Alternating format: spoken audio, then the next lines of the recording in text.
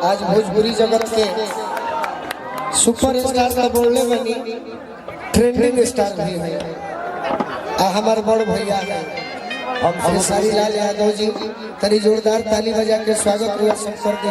आप सब बीच में भोजपुरी सुपरस्टार गायक अभिनेता खेसारी लाल यादव जी आकार हो गया।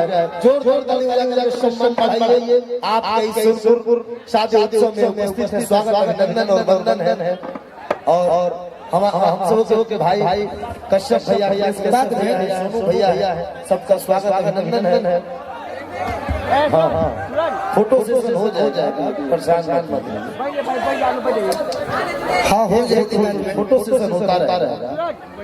आइए मैं इस मंच पर स्वागत अभिनंदन करना चाहता हूँ। एक शेर से समर्पित करूंगा, उसके बाद जैसे भाई का चल रहा था गीत संगीत चलता रहेगा कि जननी जन्मभूमि के चरण छुआया, जननी जन्मभूमि के चरण छुआया, जनता जनार्दन का आशीर्वाद है, प्यार है मन है शांति है, संगीत की बहुत प्यार है भोजपुरी के मंचों के रखवाले खेसारी लाल यादव। आप सबों का प्यार और आशीर्वाद से सुपर स्टार है। जोर ताली बजाइए, सम्मान बढ़ाइए। भोजपुरी में स्टार सहगायक खेसारी लाल यादव जी का अभिनंदन और वंदन है। और प्यारे भाई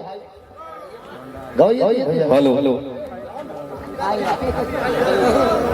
अभी एक गए भाई गोलू गए, आप गए?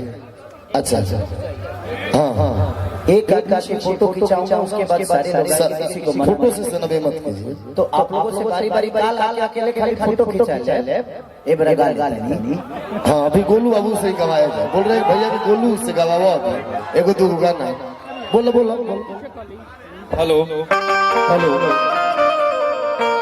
यदि हिंदुस्तान का सबसे अधिक सौंदर्य ऐश्वर्या राय के पास है, यदि हिंदुस्तान का सबसे अधिक सम्मोहन अमिताभ बच्चन के पास है, तो हमारे पास सबसे शान की बात है कि सोनपुर में आपके जैसे लोग और हम सब लोग के खेसारी भैया हमारे पास है। एक बार जोरदार ताली बजाकर सम्मान दीजिए खेसारी भैया के लिए, क्योंकि कीमत पाने की नहीं प्यार की होती है, कीमत पाने की नहीं प्यार की होती है, कीमत दरिया की नहीं रवानी की होती है।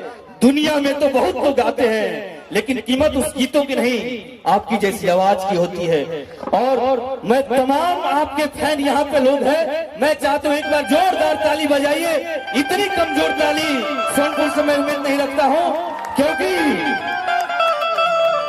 ख्यालों की दवा लफ्जों की नस्लें कौन समझेगा, ख्यालों की जवा लफ्जों की नस्लें कौन समझेगा, मोहब्बत आप समझते हैं तो गजलें कौन समझेगा। एक बार जोरदार ताली बजाइए और मैं माइक समर्पित करता हूँ बड़े भाई खेसारी लाल यादव जी। एक धुन बजाइए, इस धुन पर खेसारी भैया का जब एंट्री होता है तो ठुमका जब लगता है तो लगता है कि कार्यक्रम प्रारंभ हो गया। खेसारी लाल भैया का जब एंट्री होता है तो धमाल और कमाल से होता है। तो मैं चाहता हूँ एक धुन बजाइए फास्ट म्यूजिक में, हल्का मत एंट्री का बोल सकते।